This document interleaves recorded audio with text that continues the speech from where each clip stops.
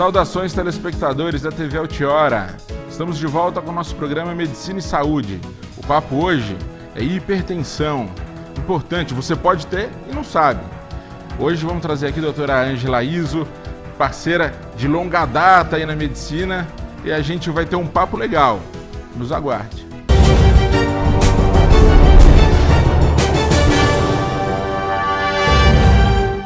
Voltamos em definitivo agora com o nosso programa Medicina e Saúde.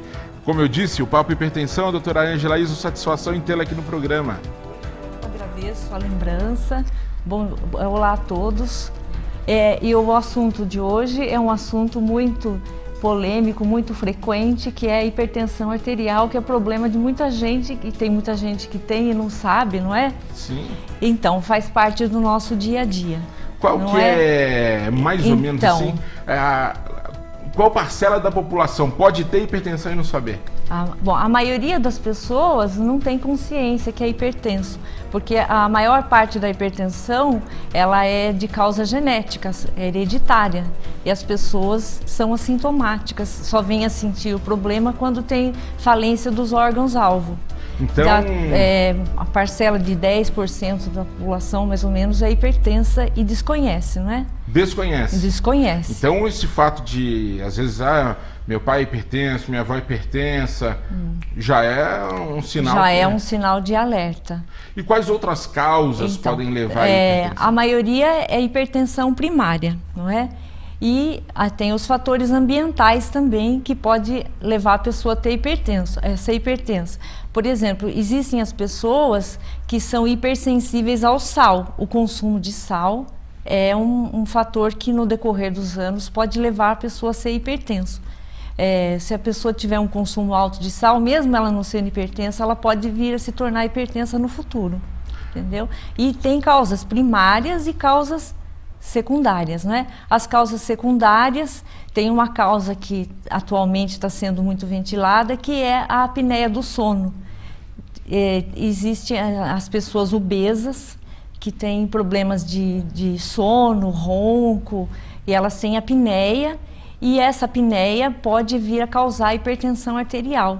Pessoas têm hipertensão resistente, tomam 3, 4 medicamentos ao dia, não conseguem controlar a pressão, e a causa é a apneia do sono resolvida por método de aparelhos para dormir, um aparelho chamado CPAP, e corrigir os fatores desencadeantes, que é a obesidade, o envelhecimento também pode levar à apneia do sono. Então isso é um problema recente que a gente está ventilando e está resolvendo a hipertensão com... Isso é importantíssimo ser falado, porque às vezes é até folclórico, né? A gente tem aquele familiar, aquele amigo, você ronca, tal pessoa ronca muito, vai ver, a pessoa tem um problema de saúde. Essas pessoas, elas têm sonolência diurna, às vezes elas são mal-humoradas, têm mau humor crônico. Não dorme, né? Não dorme. Não dorme e não sabe que não dorme. Não dorme direito, né? Hipoventila, tem uma taxa aumentada de catecolamina circulante e essas catecolaminas podem ocasionar AVC, uma taxa aumentada de infarto. E as pessoas vêm no consultório, tomam 3, 4 medicamentos, não conseguem controlar a hipertensão. Aí a gente faz diagnóstico de apneia do sono, entra com medidas dietéticas, mudança na dieta, hábito de vida e uso do aparelho CPAP para dormir. E aí a pessoa liga: doutor, aconteceu uma coisa, a minha pressão está 9/6, 9/5. Aí... corrigiu a apneia, corrige a hipertensão, a pessoa chega até a ficar sem medicamento. Sem medicamento? Então, aquele paciente que usava 4 medicamentos... De repente usa um só.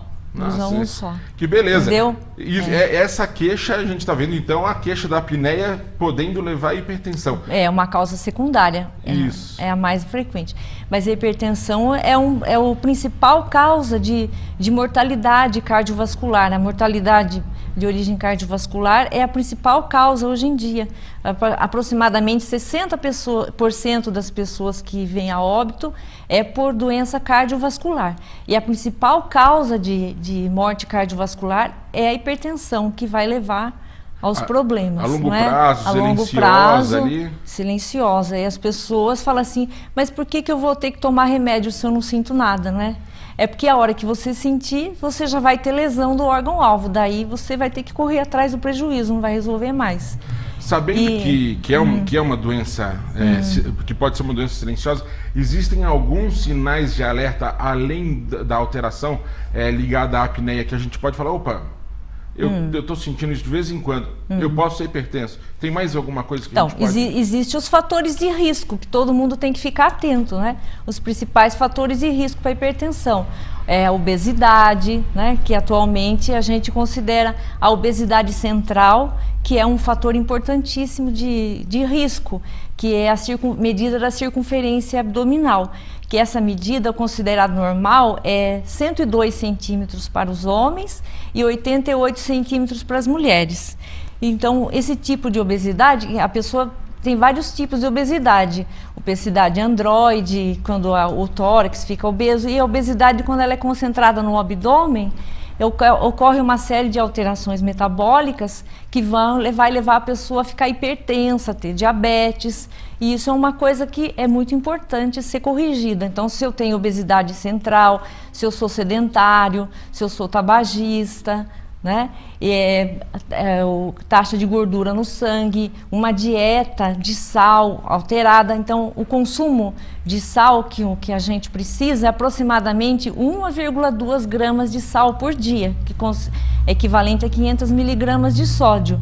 Mas o consumo médio de uma pessoa hoje em dia é aproximadamente 2 a 3 vezes o consumo necessário de sal.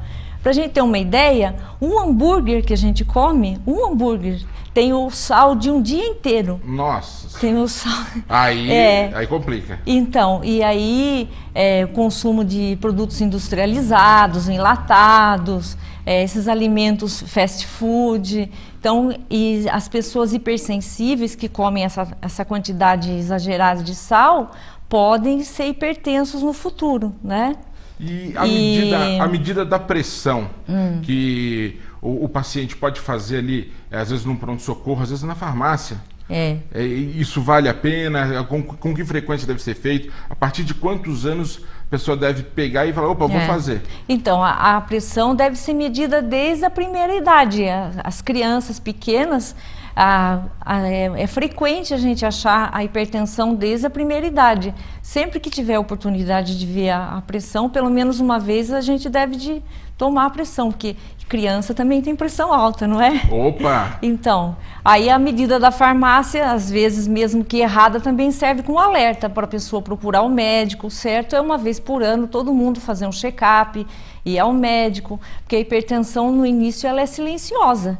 Quando você vier sentir alguma coisa, você já vai estar com lesão do órgão-alvo. Você vai estar com problema renal, problema cardíaco, problemas na visão, não é?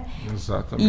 E quadro neurológico, às vezes é silencioso. A pessoa tem um pico hipertensivo, vai fazendo acidente vascular lacunar, vai perdendo a memória, aí chega lá no consultório, minha mãe está muito esquecida, doutora, não sei o que eu faço com a minha mãe. Aí você vai ver a pressão da pessoa altíssima, faz uma tomografia, vê lá, acidente lacunar. Fala, olha, tá vendo? Cada vez que a senhora sobe a sua pressão, a senhora não sente nada, mas a senhora vai ficando com um problema neurológico. E aí, no final, a coisa não acaba muito bem, não é? Então, é melhor tratar. Sem dúvida. Aquele aparelhinho que o pessoal compra nessas lojas e usa em casa, vale, serve? Como é? Tem que saber medir. Esse de pulso, ele mede, mas tem que saber a posição certa do braço. O melhor é aquele aparelho que a gente coloca no braço. Aquele lá é melhor do que esse de pulso, para ver a pressão. E é confiável? Se a pessoa tem que saber direitinho como medir, não é? E a gente considera como normal, se uma pessoa não tiver problema de diabetes, algum outro fator de risco, até 13 por 8,5. Certo. Passou disso, a gente já considera hipertensão. Isso, exatamente. E o nível normal de pressão, que a gente considera bom, é 12 por 8. Aí fala assim, a minha mãe já é velhinha, doutora, para ela 15 por 8 é bom de pressão, né? Não, é 12 por 8. Isso é importantíssimo falar, né? É 12 por 8. E o paciente então, ele chegou no consultório, viu ali, bom, então, a pressão já está fora do normal. Qual que é a sequência de exames? Como que a gente vai abordar para ver o melhor modo de tratar e, inclusive, de diagnosticar a causa dessa... Então, primeiro, a gente tem que ver se a pessoa realmente é hipertensa. A gente orienta uma medida domiciliar. Eu falo assim, olha, a senhora vai procurar um posto de saúde, vai medir a pressão várias vezes ao dia, durante vários dias, porque existe a hipertensão do jaleco branco, que a pessoa chega no consultório, tem a pressão alta, vira para trás, não tem a pressão alta coisíssima nenhuma, né? Exatamente, tem hipertenso na frente do médico. Então. E tem um exame, que é o MAPA, que é a medida da pressão durante 24 horas. Nesse exame também a gente vai ter uma ideia se a pessoa tem hipertensão, se ela tem apneia do sono, a gente já pode ter uma ideia através desse mapa, ver o horário que a pessoa tem a pressão alta e também para fazer controle medicamentoso, se o remédio está fazendo efeito ou não. É um exame que a pessoa fica com o aparelho 24 horas medindo a pressão. Esse daí a gente também auxilia na medida, no controle da hipertensão e no diagnóstico, né? Aí, para controle da hipertensão, então tem as medidas farmacológicas e as não farmacológicas. As medidas não farmacológicas são tão importantes quanto a farmacológica. Primeira coisa que a gente briga, o principal na hipertensão, tem que ter uma mudança no estilo de vida. Então, a pessoa tem que assumir uma dieta. Existe uma dieta recomendada, chama-se dieta DASH, que ela recomenda os tipos de alimento que a gente deve ingerir para não ser hipertenso. Então, comer 8 a 10 porções de vegetais, verduras e frutas ao dia. Uma porção é uma xicrinha, uma xícara, uma concha média média. Então, fruta, verdura, 8 a 10 porções.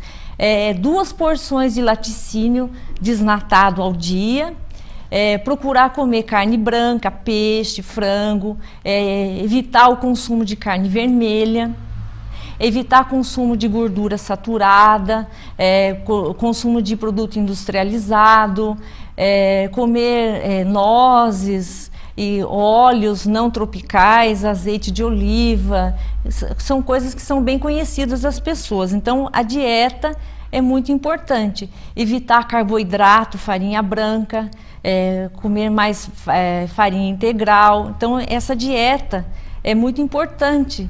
Evitar o consumo de produtos industrializados, diminuir o sal da alimentação, salsicha, hambúrguer, presunto e outras coisas que todos sabem muito bem, não é?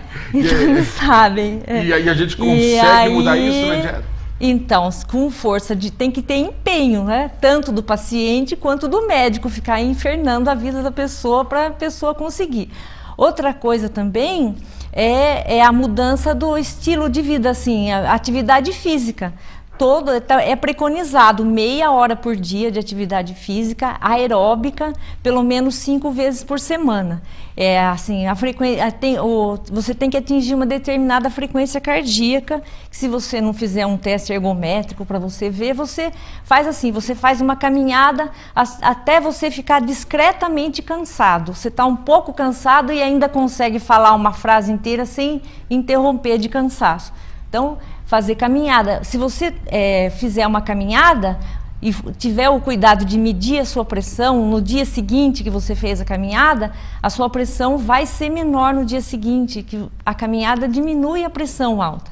Então, fazer exercício físico, mudar a dieta, fazer controle de peso, abolir o tabagismo. Isso é importante. Isso é importante. E as horas de sono também. Então, tudo isso é super importante. Então, a primeira abordagem do paciente é essa. A gente orienta a dieta, atividade física, faz ele fazer um controle da pressão e traz para a gente. Se ficou realmente constatado que a pessoa é hipertensa, aí a gente vai estratificar essa hipertensão, se é estágio 1, 2 e 3, e vai começar o tratamento medicamentoso. Tá. Ótimo, Ângela. Vamos fazer o seguinte, a gente vai para o intervalo e a gente volta já. Tá bom.